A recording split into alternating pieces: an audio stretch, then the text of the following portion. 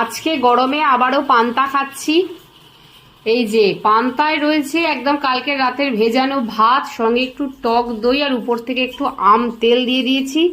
দিয়ে ঠিক ভাতটাকে এইভাবে মাখতে হবে, ভালো করে সুন্দর করে মেখে একদম। আমি যদিও আগে একটু চটকে নিয়েছি, জিনিসটার টেক্সচারটা এরকম হবে। আর নুন দিতে হবে, হ্যাঁ নুন দিয়ে দাও।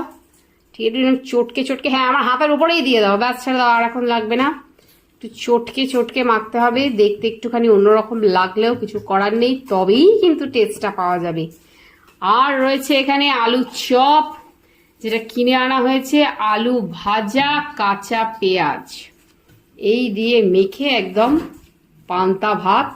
আর এটাতে কিন্তু একটু ফ্রিজের জল ইউজ করা হয়েছে, ফ্রিজের জল দিয়ে মেখে একদম শরীর ঠান্ডা, মানে দেখেই এটা ঠান্ডা লাগছে। তো দাঁড়াও একটুখানি মেখে খাই।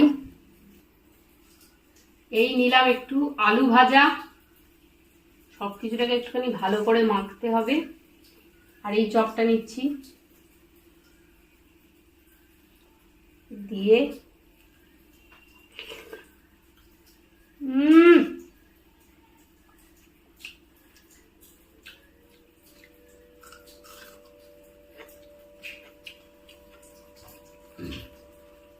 গরমকালে এইটার যেন শান্তি আর কিছুতে নেই, ভীষণ ভালো।